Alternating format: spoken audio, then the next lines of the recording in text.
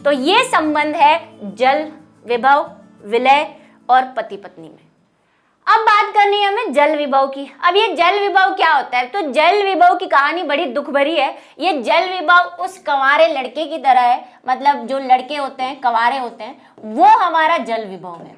ठीक है, क्या होता है, कंवारे लड़के पे कोई ऐसे टेंशन नहीं रहती, एकदम फ्री मस्त है ना, जब तक उसकी शादी नहीं होती है एकदम घूमता रहता है, जब आ रहा है, जब जा रहा है, तब खा रहा है। तो ऐसा जल विभव होता है। तो शुद्ध जल जो होता है ना, उसका जल विभव, शुद्ध जल जो होता है, अगर वो शुद्ध है, उसमें कोई भी मिलावट नहीं है, तो उसका जल विभव अधिकतम होता है। क्योंकि कंवारे लड़के की हम बोलेंगे कि एनर्जी एक्सेसिव होती है, क्योंकि वो फ्री रहता है, भाई उसकी एनर्जी कहीं वेस्ट ही नहीं हो रही है। और यहाँ पे हम मानते हैं उस एनर्जी को जीरो, यानी कि शुद्ध जल का जल विभव क्या होता है? जीरो होता है। ठीक है, यहाँ पे वैसे हम बोलते हैं एनर्जी अनंत होती है, लेकिन यहाँ हम जीरो मान रहे हैं। अब क्या होता है, इसकी कहानी में ट्विस्ट आता है। इसके जीवन में क्या होती है? शादी जैसी दुर्घटना घटित हो जाती है, और इसके जीवन में कौन आ जाता है भाई? विलय आ जाता है, यानी कि सॉल्यूट आ जाता है।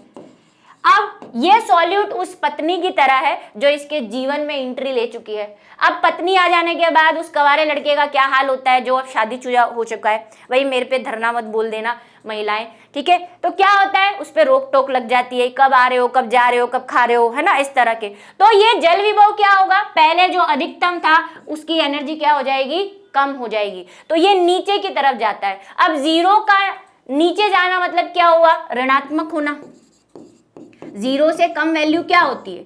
ऋणात्मक होगी। भाई बढ़ाएंगे तो बढ़ जाएगा। लेकिन ये विलय उस पत्नी की तरह है उसकी जीवन में, जिसने क्या कर दिया है, अब उस लड़के के जीवन की एनर्जी को, जल विभव को कम कर दिया है। तो जल विभव, पति पत्नी और विलय में यह संबंध है कि जल विभव के जीवन में, यानी कि जल विभव अधिकतम होता है शुद्ध जल का, कंवारे लड़के का, और शुद्ध जल में जब विलय घुल जाता है, यानी कि उसके जीवन में पत्नी आ जाती है, तो उसका जल विभव क्या हो जाता है? कम हो जाता है। और आपको पता है कि ये जल विभव कम क्यों हुआ है? क्योंकि उसके जीवन में पत्नी आई है। तो पत्नी की भी कोई एनर्जी रही होगी जिससे वो उस पति को दबा रही है।